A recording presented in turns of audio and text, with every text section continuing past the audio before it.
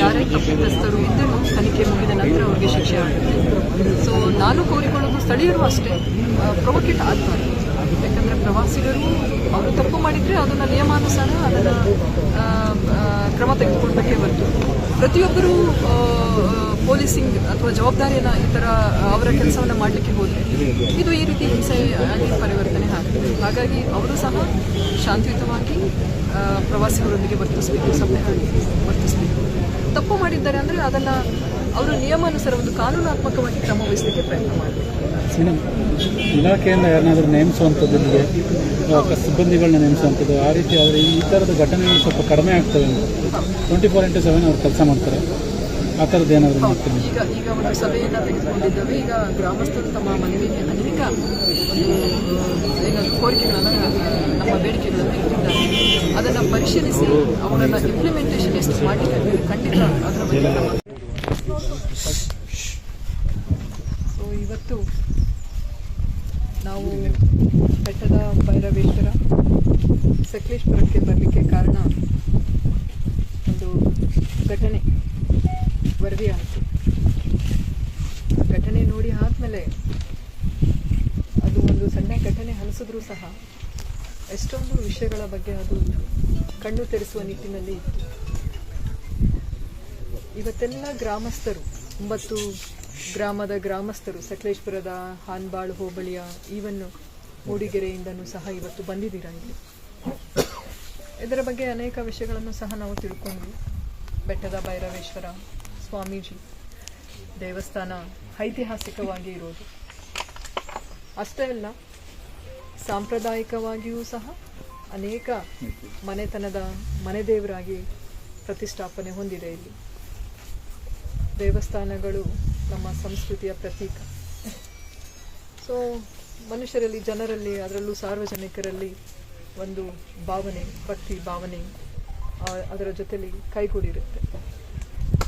So ಈ ವಿಷಯವನ್ನು ನಾವು ಪರಿಶೀಲನೆ ಮಾಡಿ ನೋಡಿದಾಗ ಇನ್ನೂ ಒಂದು ವಿಷಯವನ್ನು ನಮ್ಮ ಗಮನಕ್ಕೆ ಬಂದಿದ್ದು, ಈ ಟೂರಿಸಂ ನಾವೇನು ಪ್ರವಾಸೋದ್ಯಮ ಬಗ್ಗೆ ನಾವು ಮಾತಾಡ್ತೇವೆ, ನಿಮಗೆಲ್ಲ ಗೊತ್ತಿರೋ ಹಾಗೆ ಸಕಲೇಶ್ಪುರ, ಅದರಲ್ಲೂ ನಮ್ಮ ಹಾಸನ ಜಿಲ್ಲೆಯಲ್ಲಿ ಸಕಲೇಶ್ಪುರ ತಾಲೂಕು ಒಂದು ಪ್ರವಾಸಿಗರ ಒಂದು ನೆಚ್ಚಿನ ತಾಣ. ಬೆಂಗಳೂರು ಇರಬಹುದು, ರಾಜ್ಯದ ಇತರ ಜಿಲ್ಲೆಗಳಿಂದ ಇರಬಹುದು, ಅಥವಾ ಅನೇಕ ಹೊರ ರಾಜ್ಯಗಳಿಂದ ಇರ್ಬೋದು. ಅಲ್ಲಿ ಮೊದಲು ಕೇಳೋದು ಅವರು ಸಕಲೇಶ್ಪುರ. ಹಾಸನಗೆ ಬರ್ತಾರೆ ಅಂದರೆ ಸಕಲೇಶ್ಪುರ. ಅಷ್ಟು ಸುಂದರವಾದ ಒಂದು ನಾಡು, ತಾಲೂಕು, ಮತ್ತು ಅಷ್ಟೇ ಒಳ್ಳೆಯ ಪ್ರೇಕ್ಷಣೀಯ ಕ್ಷೇತ್ರಗಳು ನಮ್ಮಲ್ಲಿ ಇದೆ. ಆ್ಯಕ್ಚುಲಿ ಹೇಳಬೇಕು ಅಂದರೆ ನಮ್ಮದೊಂದು ಮೂಲ ಧ್ಯೇಯನೂ ಸಹ ನಮ್ಮ ಜಿಲ್ಲೆಯಲ್ಲಿ, ಅದರಲ್ಲೂ ಸಕಲೇಶ್ಪುರದಲ್ಲಿ ಪ್ರವಾಸೋದ್ಯಮವನ್ನು ಹೆಚ್ಚಿನ ಒಂದು ಪ್ರೋತ್ಸಾಹವನ್ನು ಕೊಡಬೇಕು ಅನ್ನೋದ್ರ ನಿಟ್ಟಿನಲ್ಲಿ. ಪ್ರವಾಸೋದ್ಯಮ ಅಂತ ಬಂದ ತಕ್ಷಣ ತುಂಬ ಚಾಲೆಂಜಸ್ ನಮಗೆ ಬರ್ತದೆ, ಸವಾಲುಗಳು. ಎಷ್ಟು ಚೆನ್ನಾಗಿ ಈಗ ಎಲ್ಲರೂ ತಾವು ತಮ್ಮ ಅನಿಸಿಕೆಗಳನ್ನು ಹೇಳಿದ್ರಿ. ಯಾಕಂದರೆ ನಾವು ಹೇಳೋದು ಹೊಸದು ಏನೂ ಇಲ್ಲ, ಎಲ್ಲ ನಿಮಗೆ ಗೊತ್ತಿದೆ. ಅದರಲ್ಲೂ ಮುಖ್ಯವಾಗಿ ಪ್ರವಾಸಿಗರು ಅಂತ ಏನು ಬರ್ತಾರೆ, ಆ ಪ್ರವಾಸಿಗರು ಹಾಗೆಯೇ ಅವರು ನಡ್ಕೊಳ್ಬೇಕು. ಆದರೆ ಎಷ್ಟೋ ಬಾರಿ ಪ್ರವಾಸಿಗರಾಗಿ ನಡ್ಕೊಳೋದಿಲ್ಲ, ಅದು ವಿಪರ್ಯಾಸ. ಅದರಿಂದ ನಾವು ಜಿಲ್ಲಾಡಳಿತ ಆಗಲಿ ಅಥವಾ ತಾಲೂಕು ಆಡಳಿತ ಆಗಲಿ ಅಥವಾ ಸಾರ್ವಜನಿಕರು, ಆ ಪ್ರವಾಸಿ ತಾಣಗಳ ಸುತ್ತಮುತ್ತ ವಾಸಿಸುವ ಜನರು ತುಂಬ ಕಷ್ಟ ಮತ್ತು ಸಂಕಟವನ್ನು ಅನುಭವಿಸ್ತಾರೆ. ಕಾರಣ ಇಷ್ಟೇ, ಪ್ರವಾಸಿಗರು ತಾವು ಎಲ್ಲಿ ಬರ್ತೀವೋ ಅದು ಅವರ ಖಾಸಗಿ ಆಸ್ತಿ ಥರ ಅವರು ವರ್ತನೆ ಮಾಡಲಿಕ್ಕೆ ಶುರು ಮಾಡ್ತಾರೆ. ಇದು ನಮಗೆ ಕಂಡು ಬಂದಿರೋ ವಿಷಯ. ಇದು ಒಂದೇ ಕ್ಷೇತ್ರ ಅಂತಲ್ಲ, ನೀವೆಲ್ಲಾದರೂ ಹೋಗಿ ಅವರ ಸ್ವಂತ ಮನೆಯಿಂದನೇ ಅದು ಎಲ್ಲ ಅವರು ತಂದಿದ್ದಾರೆ ಅನ್ನೋ ರೀತಿಯಾಗಿ ಅವರು ವರ್ತಿಸ್ತಾರೆ. ಬರ್ತಾರೆ, ಕುಡಿಯೋ ನೀರಿನ ಬಾಟಲ್ಸ್, ಇವರು ಇನ್ನೂ ಏನೇನೋ ಹೇಳಿದ್ರು, ನಾನು ಹೇಳಲ್ಲ ಅವೇನೇನು ಬಾಟಲ್ಸ್ ಎಲ್ಲ ತರ್ತಾರೆ, ಎಲ್ಲ ಎಸಿತಾರೆ. ಈಗ ನೋಡಿ, ಇವರು ಹೇಳಿದ್ದು ಒಂದು ಉದಾಹರಣೆ. ಜಸ್ಟ್ ನೀವು ಒಂದು ಕಡೆ ಒಂದು ಸ್ವಲ್ಪ ಕೆಳಗಡೆಗೆ ಕಣ್ಣು ಹಾಯಿಸ್ತಾ ಹೋಗಿ, ಎಲ್ಲಿ ನೋಡಿದ್ರು plastic bottles, plastic covers, cake box ತರ್ತಾರೆ, ಕೇಕ್ ಕಟ್ ಮಾಡ್ತಾರೆ, ಬಾಕ್ಸನ್ನು ಎಸಿತಾರೆ. ಜ್ಯೂಸ್ ಬಾಟಲ್, ಇನ್ನೂ XYZ ಬಾಟಲ್ಸ್ ತರ್ತಾರೆ, ಡ್ರಿಂಕ್ ಮಾಡ್ತಾರೆ, ಎಸಿತಾರೆ. ಇನ್ನು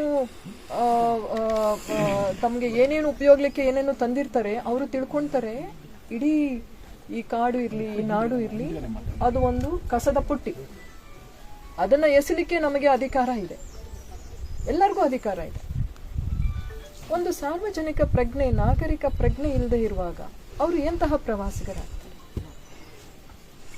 ಒಂದು ಕಡೆ ನಾವು ಸ್ಥಳದಲ್ಲಿ ಹೋದ್ರೆ, ಅದೇ ನೀವು ವಿದೇಶಗಳಲ್ಲಿ ಹೋಗಿ ನೀವು ತಿಂದಿರೋ ಒಂದು ಚಾಕ್ಲೇಟ್ ಅನ್ನ ಕವರ್ ಅನ್ನ ಎಸಿಬೇಕಾದ್ರೆ ನೀವು 10 ಬಾರಿ ಯೋಚನೆ ಮಾಡ್ತೀರ. ಯಾಕೆ ಹೇಳಿ? ನೀವು ಏನಾದ್ರೂ ಅದನ್ನ ಎಸೆದ್ರೆ ಅದಕ್ಕೆ ನೀವು ಚಾಕ್ಲೇಟ್ಗಿನ್ನ 100 ಪಟ್ಟು ದಂಡವನ್ನ ಅಲ್ಲಿ ಕಟ್ಟಬೇಕು. ಇಲ್ಲಿ ಆ ಭಯ ಇಲ್ಲ. ಯಾರಾದ್ರೂ ಕೇಳಲಿಕ್ಕೆ ಹೋದ್ರೆ, ಯಾಕಪ್ಪ ಎಸಿಬೇಡ, ನೀವು ನೋಡಿ ನಿಮ್ಮ ಏನು ಕಸ ತಂದಿದ್ದೀರಿ, ಕಸದ ಪುಟ್ಟಿ ಇಲ್ಲಿಲ್ಲ, ಒಪ್ಕೊಂತೇನೆ. ಏನಾದ್ರೂ ನೀನು ಯಾಕೆ ಕಸ ಇಲ್ಲಿ ಎಸಿತೀಯ ಅಂತ ಹೇಳಿದ್ರೆ ನೆಕ್ಸ್ಟ್ ಕ್ವಶನ್ ಅವ್ರು ಕೇಳೋದು ಏನು ಗೊತ್ತಾ? ಎಲ್ಲಿದೆ ಕಸದ ಪುಟ್ಟಿ? ಅರೆ, ಕಸದ ಪುಟ್ಟಿ ಇಲ್ಲ ಅಂದ್ರೆ ನೀನು ಒಂದು ಬ್ಯಾಗಲ್ಲಿ ತುಂಬೋ, ಇಟ್ಕೋ ನಿನ್ನ ಗಾಡಿಯಲ್ಲಿ. ಕಸದ ಪುಟ್ಟಿ ಇಲ್ಲ ಅಂದ ತಕ್ಷಣ ಎಸಿಬೇಕು ಅಂತ ಇಲ್ಲ. ಅರ್ಥ ಮಾಡ್ಕೊಳ್ಬೇಕು. ಯಾವುದೇ ಒಂದು ತಪ್ಪು ಮಾಡೋರು ಆ ತಪ್ಪನ್ನ ಮುಚ್ಚಾಕೊಳ್ಳಿಕ್ಕೆ ಇನ್ನೊಂದು ಕಾರಣ ಕೊಡೋದು, ಏನು ಇರಲ್ಲ ವ್ಯವಸ್ಥೆ, ಅದರ ಬಗ್ಗೆ ಕಾರಣ ಕೊಡೋದು, ಇದು ಸರಿಯಲ್ಲ.